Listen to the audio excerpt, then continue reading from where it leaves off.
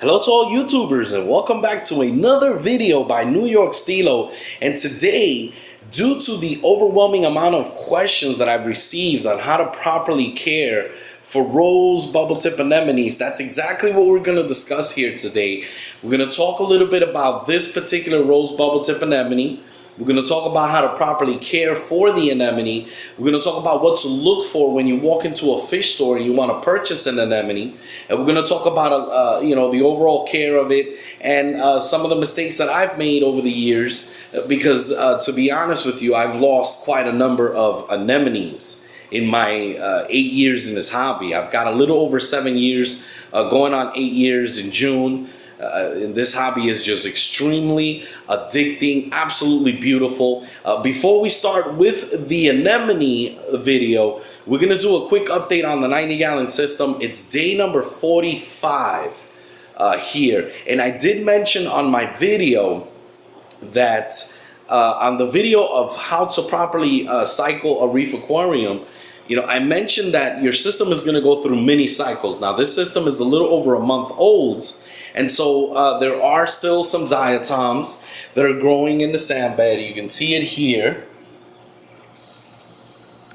Just brown diatoms here and there, little patches, a few patches of cyanobacteria in the back over there.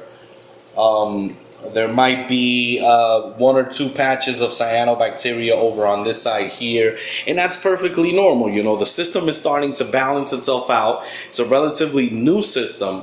And down below here, let me show you quickly. Everything is doing great. I just cleaned out the skimmer. It's starting to pick up, and you can see a lot more chaetomorpha algae here. It's really starting to grow due to the refugium being lighted 24 hours a day, and with the use of miracle mud. I've also added a pump here to kind of keep this area, lots of water movement and debris suspended.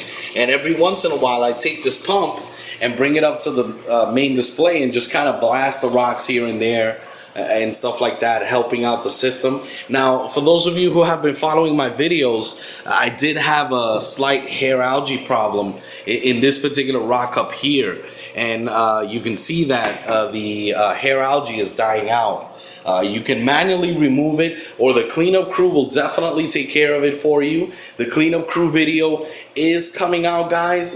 Be patient here. I've got that video made, but I really wanted to cover anemones in particular because ever since my most recent video where I really illustrated the beauty of this particular anemone here, I've gotten quite a number of questions about, what should I get one? I'm a new hobbyist. What should I look for? And that's exactly what we're going to talk about here today. Now, we're also going to touch up a little bit about its needs, the high amounts of intense lighting that these animals require. We're going to talk a little bit about the bubbling of the tentacles and stuff like that. But the first thing I wanted to cover here with this particular anemone is what to look for when you walk into a local fish store. The number one sign, seriously guys, is the mouth. That's the first thing that I like to look at when I go into a local fish store and purchase any anemone for that matter. I really like to go into and take a look at this animal. Very risky for me to purchase a anemone online. Seriously guys, I'm going to tell you the truth here. I have what you call a love-hate relationship with these animals because these animals are so beautiful, yet they can be more difficult to keep than, say, an SPS coral. Because in SPS coral, you can easily position the coral anywhere you want and it's not going to move. This particular animal has what you call a muscle, a foot, and it's obviously going to be moving around your tank and feeling everything with its tentacles.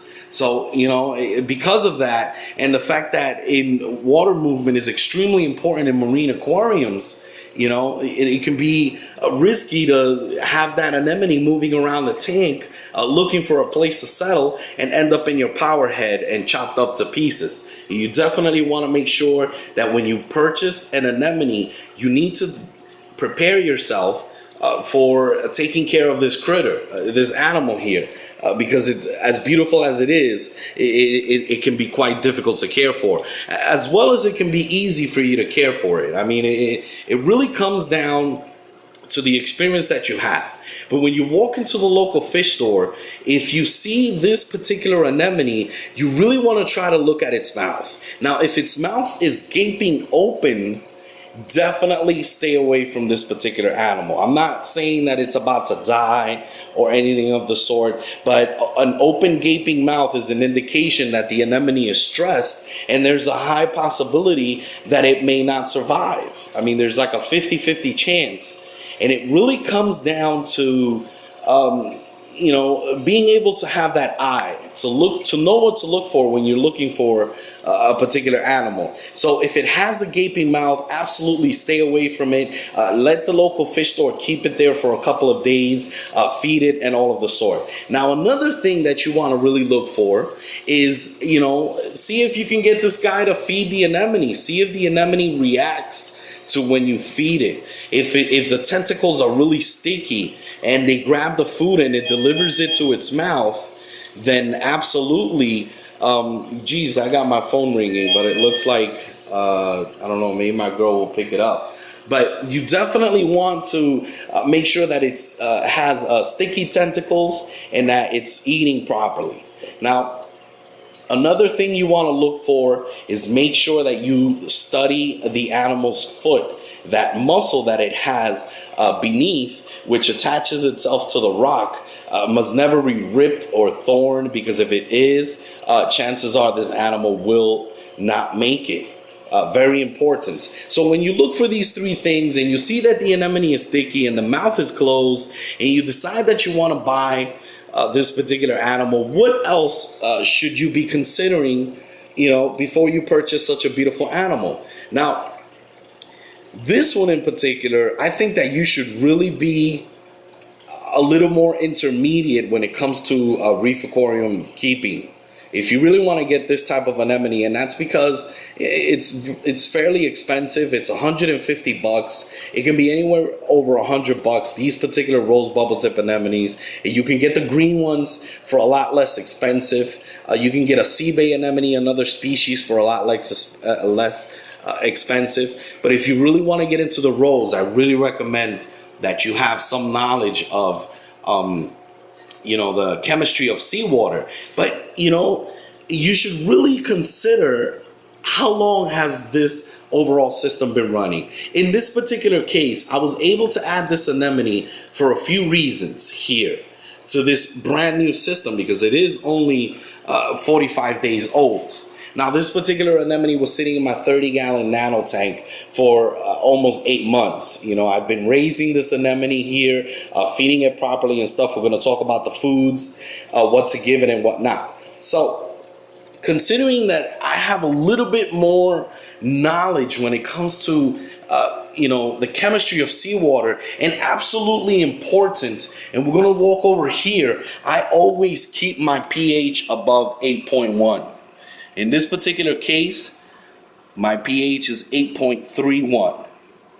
Very important here. Now, you can get away with having, a 7.8 pH, 8.0. Your animal is going to try to survive. But if you really want your corals and your animals to really flourish and do well, definitely keep this animal where the pH is above 8.1. Extremely, extremely important. Temperature. Very important to make sure that you keep it between 76 degrees and 78 degrees. Because a lot of people like to keep it between 80, 82 and stuff like that. You definitely want to replicate nature. You definitely want to ensure that this animal gets the needs and the cares that it so is given in nature. You want to make sure you offer it that when you take it home.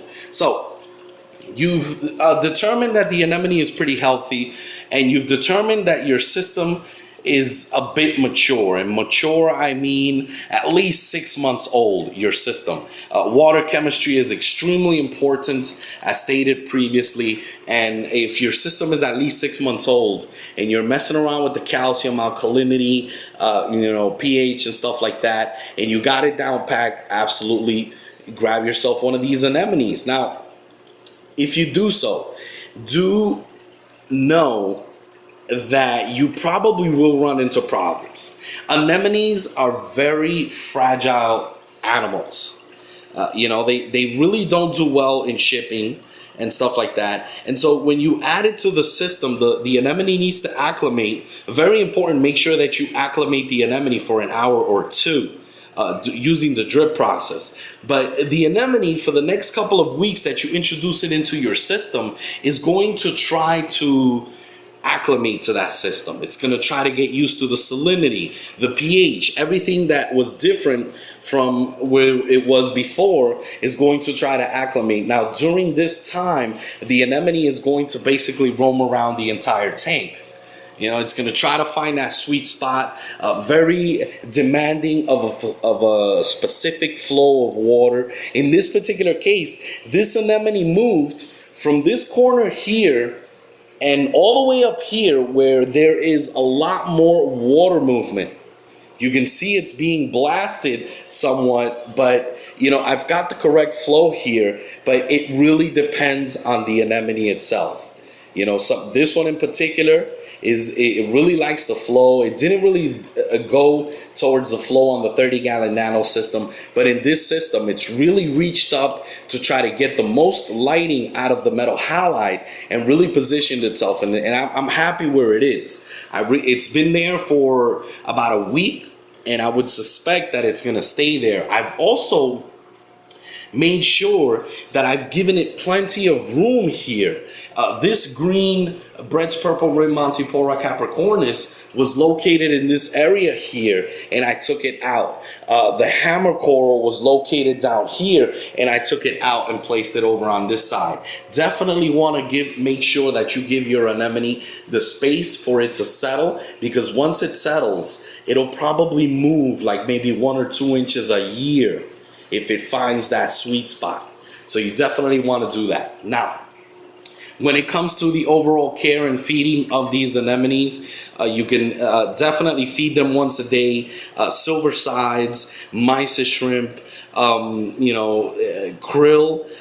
Mines readily eats krill. It'll also eat cyclopes if I send the cyclopes in its direction so it can get caught by the tentacles. I do have a video on my video list on how to properly feed anemones. So if you want to take a look at that, definitely visit my videos. It's a video called How to Feed Anemones and LPS Corals. So you definitely don't want to miss that. But, once the anemone has chosen that spot, you want to try to feed it a variety of foods once a week. 1 week you can feed it a small piece of silver sides. The next week you can feed it. Let me tell you this. There is this one particular food that I've been giving this particular creature, and unfortunately, I do not have this food in hand. It's finished. I have to order it, and I basically got it for free on my salt mix. I bought the Nature's Ocean, the Instant Ocean salt mix, and it came with that food inside, and it's from the same company, Instant Ocean. So do look for this food online if you can, guys. It's called Nature's Ocean Gel Foods. This food in particular is excellent to feed anemones. You don't have to deal with the bones of feeding silver sides. You don't have to deal with food flying around all over the place. It's like a paste. You put it in your finger and you deliver it to the tentacles, and none of it will be moving around the entire tank. And this food is, my anemone absolutely loves this food. So you definitely want to do that. That's how you care for these animals. Feed them once a week. It's really not that difficult to do. Another thing that I wanted to touch up is the bulbing of the tentacles, whether they develop bulbs or not. Now, there are a lot of theories out there. Some people say that intense lighting is needed for the animal to develop these bulbs. We're going to move over here. Or, and in this case, you can see that it is bulbing some. Let's see. Yeah, you can definitely see that there are some bulbs, and I never really saw much of any bulbs in the T5s. However, there are different theories out there. Some people say that the animal does not bulb up and extends its tentacles longer when it's hungry and when it wants to feed. So that could be true too, but there is, whether it's going to bulb up or not really does not determine the overall health of the anemone. It really doesn't. You can have a rose bubble tip anemone that never bulbs for 2 or 3 years, and it's healthy. It's really healthy. But definitely offer it intense lighting. You can, I've had them successfully under power compact fluorescence. I've actually recovered a sea bay anemone, from being bleached white. Definitely want to look for an anemone that is not bleached. There is no such thing as an anemone that is white. The anemones have zooxanthellae within their body, which creates sugar and help break down the waste that it feeds through its mouth.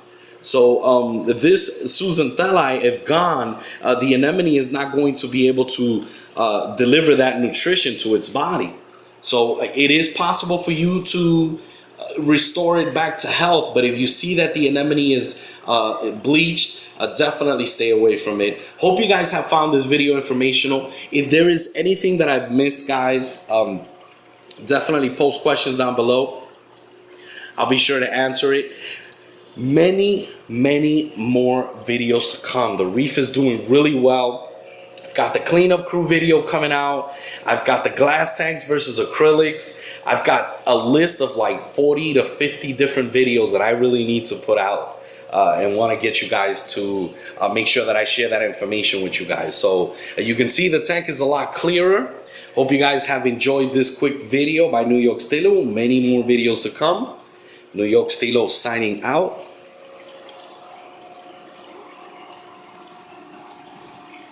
Peace.